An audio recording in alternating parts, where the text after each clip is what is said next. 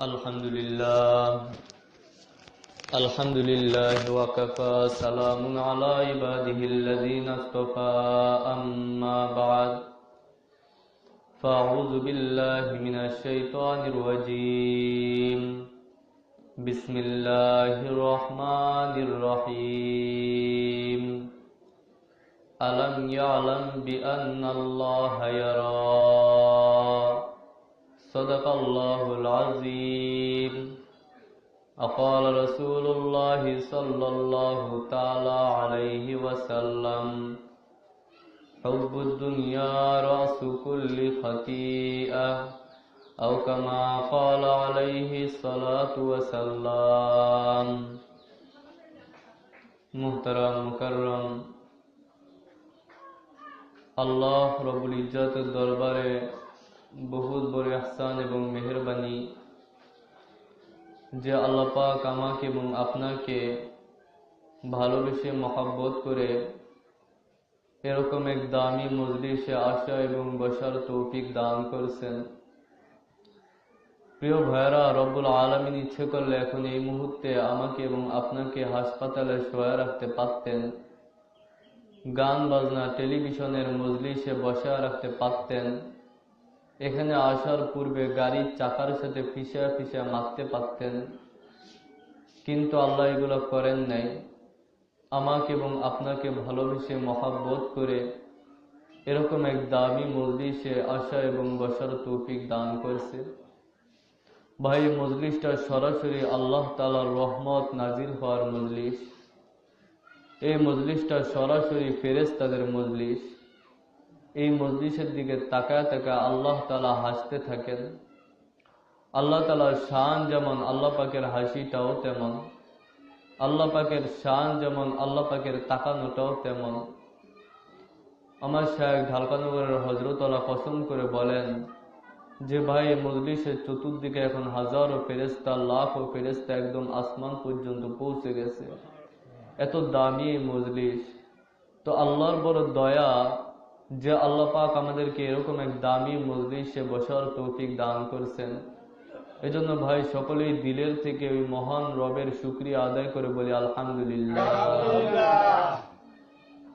আমার ভাইয়েরা, হাদিসে পাকে হযরত রাসূল পাক সাল্লাল্লাহু আলাইহি ওয়াসাল্লাম বলেন যে হুব্বুদ দুনিয়া রাসু কুল্লি খাতিআ, দুনিয়ার মহব্বত হচ্ছে সমস্ত গুনাহের মূল। আল্লাহ ওয়ালারা কখনো দুনিয়াকে মহব্বত করতেন না, এরা আল্লাহকে মহব্বত করতেন। আল্লাহর ওলিরা সম্পদকে ভালোবাসতেন না, এরা আল্লাহকে ভালোবাসতেন। আল্লাহ ওয়ালারা ক্ষমতাকে পছন্দ করতেন না, এরা আল্লাহকে পছন্দ করতেন। আল্লাহ ওয়ালারা অপরের বড় বাড়ি দেখে আফসোস করতেন না, অন্যের দামি গাড়ি দেখে আফসোস করতেন না, বরং এরা শুকরিয়া আদায় করতেন। আলহামদুলিল্লাহ, আল্লাহ আপনি আমাদেরকে এমন পরীক্ষার মধ্যে ফেলেন নাই, এমন পরীক্ষার মধ্যে ফেলেন নাই। আর আরেকটা জিনিস হচ্ছে, অভাব যায় না। কামাই তো অনেক, অভাব যায় না। আমাদের নিকটিত আসে, হুজুর দোয়া করেন, অভাব যায় না, সংসারের মধ্যে ঝামেলা লাগেই থাকে। জিজ্ঞেস করা হলে ভাই মাসে ইনকাম কত, বলে এই তো মাসে 2 লক্ষ টাকার মতো ইনকাম হয়। 2 লক্ষ টাকা ইনকাম, তাও হয় না?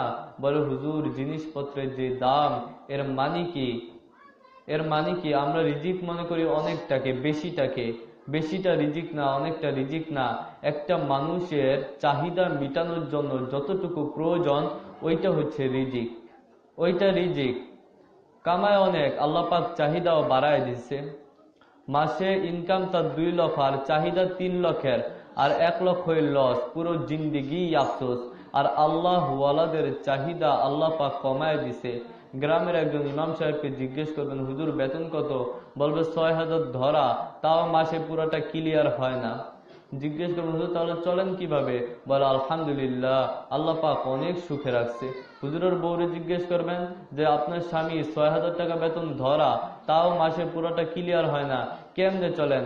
বলে আলহামদুলিল্লাহ, থাকায়ও কষ্ট নাই, খাওয়ায়ও কষ্ট নাই, পড়ায়ও কষ্ট নাই, আলহামদুলিল্লাহ, আল্লাহ পাক অনেক সুখে রাখছে। অনেক সুখে রাখছে। এর মানে কি? তার ইনকাম কম, আল্লাহ পাক তার চাহিদাও কমায় দিছে। আর আমি আপনি কামাই তো লক্ষ লক্ষ, আল্লাহ পাক চাহিদা বাড়ায় দিছে। বলে এগুলো কিসের ফসল? এগুলো সব হচ্ছে আমার আপনার গুনাহের ফসল, আমার আপনার গুনাহের ফসল। আর এটা হচ্ছে গুনাহ থেকে বাঁচার একটা সহজ উপায়, যে আমাদের গুনাহের কারণে যে বিপদগুলো হয়, এই বিপদগুলোর দিকে দেখা, যে আমার এই বিপদ, আমার অমক বিপদ, তমক বিপদ, আমার এইসা বিপদ, এই সব কিছুর মূল হচ্ছে আমি গুনাহ করি। সব কিছুর মূল হচ্ছে আমি গুনাহ করি। ঘরের স্ত্রীর কথা শুনে না, তখন দিলে দিলে চিন্তা করেন আমিও তো আমার রবের কথা শুনি না। সন্তান কথা শুনে না, তখন মনে মনে চিন্তা করেন আমিও তো আমার মালিকের কথা শুনি না। এটা গুনাহ থেকে বাঁচার 1 নাম্বার সহজ উপায়। আর গুনাহ থেকে বাঁচার 2 নাম্বার সহজ উপায় হচ্ছে আল্লাহ পাকের লাজ দিলের মধ্যে লালন করা। আল্লাহ পাকের লাজ, আল্লাহ পাকের লজ্জা। লজ্জা বা কি জিনিস? আপনি ছোট্ট বাবু, ছোট্ট বাচ্চাদের সামনে গুনাহ করেন না, আপনার লজ্জা লাগে। বন্ধুর সামনে গুনাহ করেন না, আপনার লজ্জা লাগে। ইমামের সামনে গুনাহ করেন না, আপনার লজ্জা লাগে। মুসল্লিদের সামনে গুনাহ করেন না, আপনার লজ্জা লাগে। মানুষের সামনে গুনাহ হয় না, বলে আমার লজ্জা লাগে। ঘরের দরজা জানালা বন্ধ করে তারপরে গুনাহ করেন, যাতে মানুষ না দেখে। গভীর রাতে, অন্ধকার রাতে গুনাহ করেন, যাতে মানুষ না দেখে। আমার ভাইয়েরা, এই যে ছোট্ট বাচ্চা, এই বাচ্চাকে লজ্জা করে আপনি গুনাহ করলেন না, এর মানে কি আল্লাহ থেকে এই বাচ্চাকে আপনি বেশি ইজ্জত করেন? এই বাচ্চাকে আপনি বেশি ইজ্জত করেন?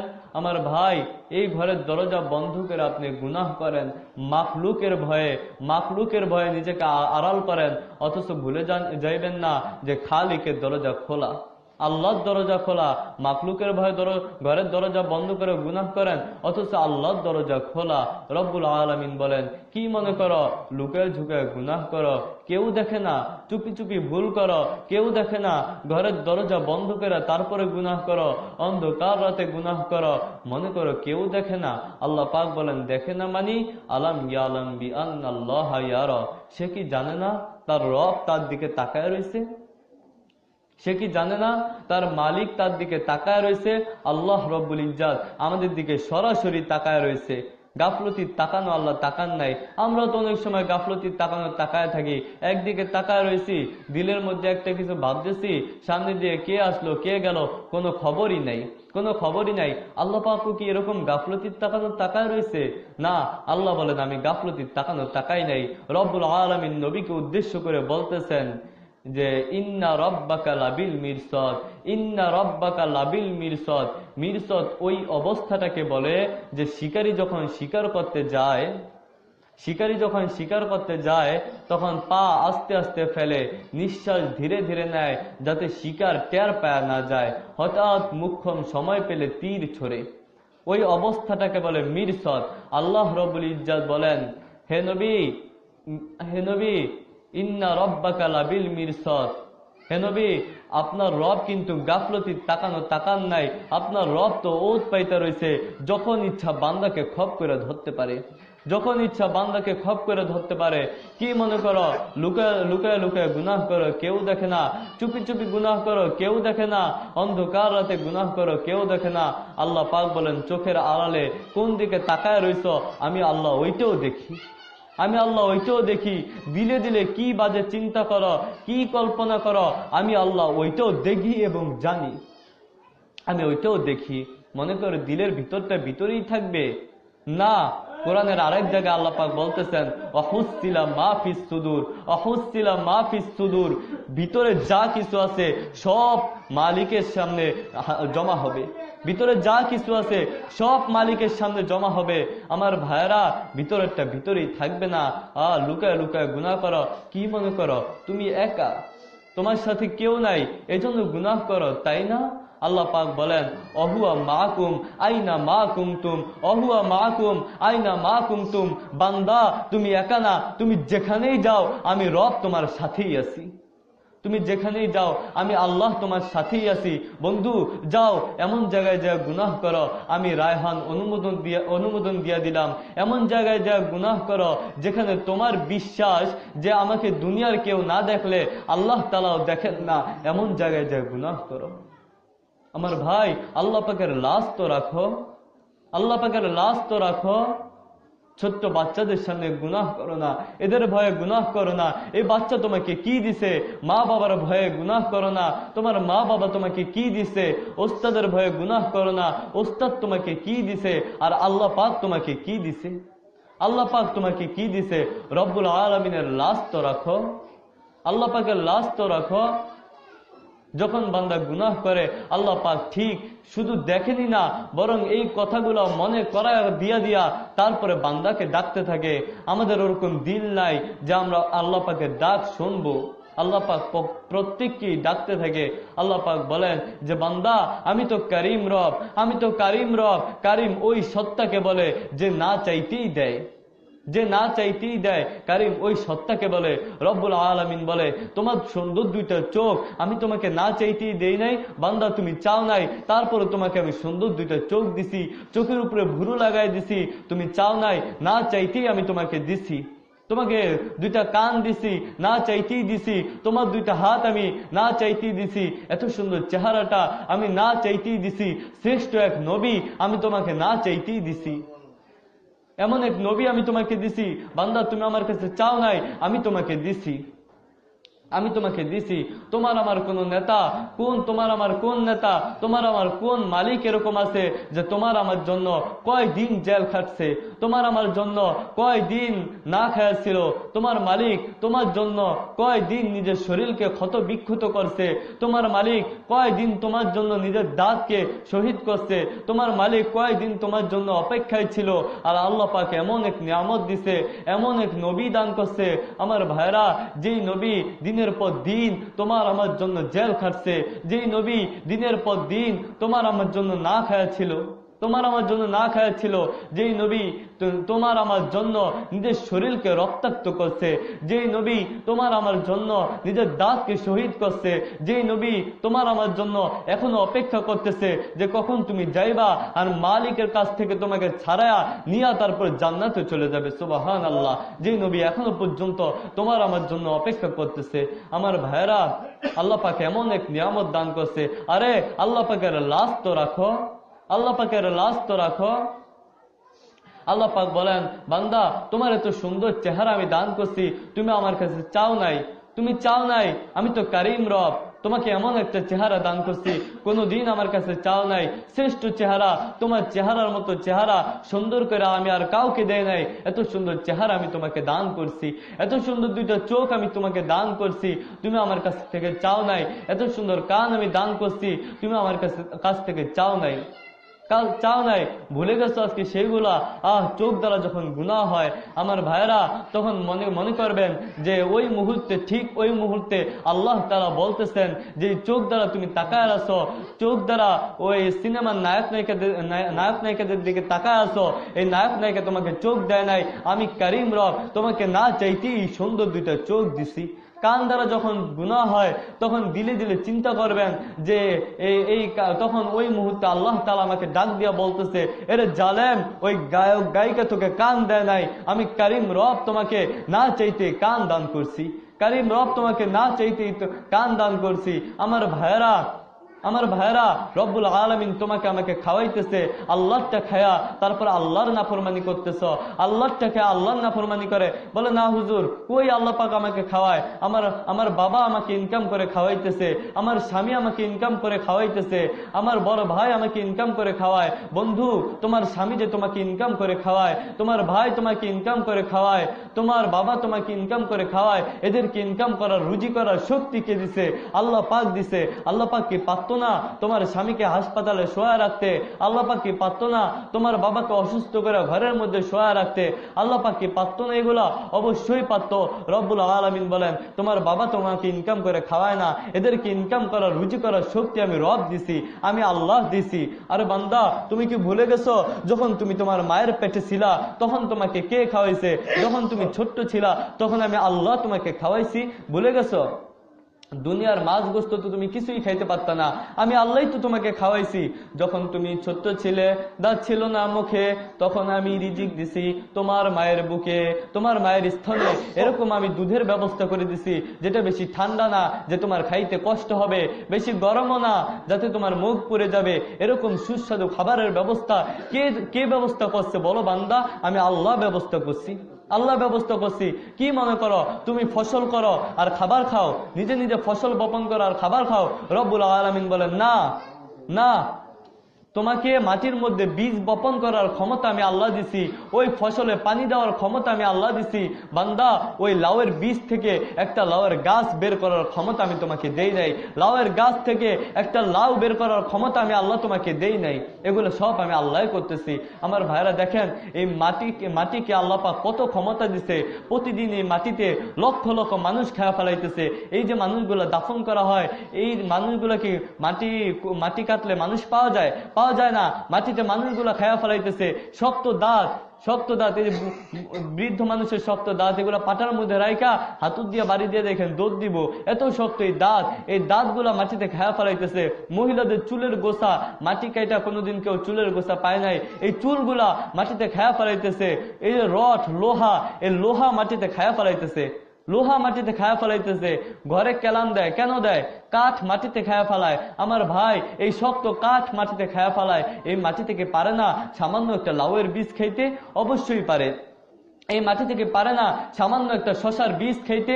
অবশ্যই পারে। কিন্তু কে খাইতে দেয় না? আল্লাহ খাইতে দেয় না, আল্লাহ খাইতে দেয় না। পালতা হয় বীজ কু মিट्टी के तारीख में कुन, पालता है बीच को मिट्टी की तारीख में कुन, अरे कोने दरियाए के मौजू से उठाता है साहब। पालता है बीच को मिट्टी की तारीख में कुन, अरे कोने दरियाए के मौजू से उठाता है साहब। रब्बुल आलमीन বলেন, বান্দা खेती কি তোমরা করো? না, खेती আমি আল্লাহ করি তোমাদের জন্য, खेती তো আমি আল্লাহ করি তোমাদের জন্য।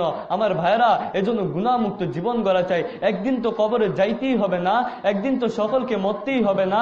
দুচি জাদো মীরা কাশত জোরে জোর, দুচি জাদো মীরা কাশত জোরে জোর, একে আবেদানা দিগর খাকে গোর। দুইটা জিনিস সবসময় মানুষকে ডাকতেই থাকে, একটা হচ্ছে রিজিক, আরেকটা হচ্ছে কবর। আমার ভাই, একদিন তো কবরে যাইতেই হবে। এই জিন্দিগি, এই দুনিয়াটা না একটা স্বপ্নের মতো, এই জিন্দিগি একটা স্বপ্নের মতো। মানুষ রাত্রের বেলা ঘুমায়, কত কিছু স্বপ্ন দেখে, কত কিছু স্বপ্ন দেখে। সে বড় বাড়ির মালিক হয়ে গেছে, বড় গাড়ির মালিক হয়ে গেছে। দামি গাড়ি নিয়ে বাড়ির মধ্যে ঢুকতেছে, দামি পালনকে বৈশা সুস্বাদু খাবার খাইতেছে। কত স্বপ্ন, চোখ খোলার সাথে সাথে সব স্বপ্ন ভাঙা চুরমার হয়ে যায়। সকালবেলা রিক্সা নিয়ে পান্তা বাতার পিএস খেয়া রিক্সা নিয়ে বের হতে হয়। চোখ খোলার সাথে সাথে সব বাড়ি, বড় বাড়ি, দামি গাড়ি সব ধুলের সাথ হয়ে গেছে। এই জিন্দিগি একটা স্বপ্নের মতো। মানুষ দুনিয়ায় বড় বাড়ির মালিক হয়, বড় গাড়ির মালিক হয়, কেউ এমপি হয়, কেউ মন্ত্রী হয়। নিঃশ্বাসটা বন্ধ হওয়ার সাথে সাথে জিন্দিগির সব স্বপ্ন ভাঙা চুরমার হয়ে যাবে, জিন্দিগির সব স্বপ্ন ভাঙা চুরমার হয়ে যাবে। আমার ভাইয়েরা, মানুষ বিদেশে যায় রেডি হয়, ঢাকায় গেলে রেডি হয়, বেড়াইতে গেলে রেডি হয়, একটু বাজারে যাবে তাও রেডি হয়। চিরকালের জন্য, চিরঞ্জীবের জন্য কবরে যাইতে হবে। বন্ধু, একবার কি একটু রেডি হওয়ার দরকার না? অবশ্যই রেডি হওয়ার দরকার। সব কিছু তো রেডি হয়ে গেল, জিন্দিগির বিকাল হয়ে গেছে।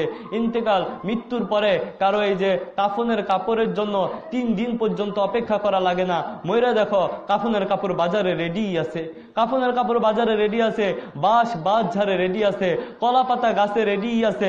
ওরা কোদাল খোঁজার জন্য, ওরা কোদালের জন্য 3-4 দিন অপেক্ষা করা লাগবে না, এইটাও রেডি আছে। মৌতের খাত মসজিদে রেডি আছে, ইমাম সাহেব জানাজা দেওয়ার জন্য রেডি আছে। বন্ধু, তোমার আমার রেডি হওয়ার পালা, তোমার আমার রেডি হওয়ার পালা। জিন্দিগির বিকাল হয়ে গেল, জিন্দিগির বিকাল হয়ে গেছে। একটু রেডি হই, সকলেই রেডি হই। রেডি হয়ে তারপরে মাওলার কবরে যাই, আল্লাহর প্রিয় হইয়া, আল্লাহর ওলি হইয়া তারপরে কবরে যাই। এই দুনিয়া, এই টাকা পয়সা, এগুলো কোনো কাজে আসবে না। আমার ভাই, কাজে তো আসবে নেক আমল। আল্লাহ ওয়ালারা কখনো দুনিয়ার চিন্তা করে না। হযরত ইব্রাহিম ইবনে আদহাম রহমতুল্লাহ আলাইহি টাকার অভাব ছিল না, ক্ষমতার অভাব ছিল না, সম্পদের অভাব ছিল না, লেকিন ইব্রাহিম ইবনে আদম বলতেন আমার টাকা ভালো লাগে না, আমার কেবল আল্লাহকেই ভালো লাগে, আমার ক্ষমতা ভালো লাগে না, আমার আল্লাহকে ভালো লাগে, আমার এই দুনিয়ার কোনো সুখ আনন্দ এগুলো ভালো লাগে না, আমার আল্লাহকেই ভালো লাগে। রব্বুল আলামিনের মহব্বতে হযরত ইব্রাহিম ইবনে আদম রাহমাতুল্লাহ আলাইহি 40 বছর নিশাপুরের জঙ্গলে কাটায় দিছে শুধু আল্লাহর ইবাদত করার জন্য। আমার ভাইয়েরা, আরেকটা জিনিস হচ্ছে, আমি অনেকবারই বলছি যে ফেরাউনের টাকার অভাব ছিল না, ক্ষমতার অভাব ছিল না, সম্পদের অভাব ছিল না। এই ফেরাউনের টাকা, ক্ষমতা, সম্পদ এগুলো তো ফেরাউনকে আল্লাহওয়ালা বানাইতে পারে নাই, বরং আমার ভাইয়েরা এই ফেরাউন টাকা পায়া, ক্ষমতা পায়া, সম্পদ পায়া বলছে আনা রব্বুকুমুল আলা, আমি সবচেয়ে বড় খোদা, আমি সবচেয়ে বড় খোদা। শেষ পর্যন্ত নীল নদের মধ্যে ডুবা ডুবা মরছে। নমরুদের তো টাকার অভাব ছিল না, ক্ষমতার অভাব ছিল না, সম্পদের অভাব ছিল না। নমরুদ টাকা পায়া, ক্ষমতা পায়া, সম্পদ পায়া বলছে আনা রব্বুকুমুল আলা, আমি সবচেয়ে বড় খোদা। শেষ পর্যন্ত জুতার বাড়ি খেয়ে দুনিয়ার জমিন থেকে গেছে। সাদ্দাতের টাকার অভাব ছিল না, ক্ষমতার অভাব ছিল না, সম্পদের অভাব ছিল না। সাদ্দাত টাকা পায়া, ক্ষমতা পায়া, সম্পদ পায়া আল্লাহর সাথে টক্কর দিছে, বলছে আমি আসমানের মালিকের জান্নাতে যাব না। সাদ্দাত নিজের জান্নাত নিজেই তৈরি করছে। যখন জান্নাতের মধ্যে ঢুকবে তো মালাকুল মউত আজরাইল এসে উপস্থিত হয়ে গেছে। আমার ভাই, এই টাকা, ক্ষমতা, সম্পদ কাউকে কামিয়াবি করতে পারে না। রসুল বলছেন হুব্বুদ দুনিয়া রাসু কুল্লি খতিয়া, দুনিয়ার মহব্বতটা না সমস্ত গুনাহের মূল, সমস্ত গুনাহের মূল।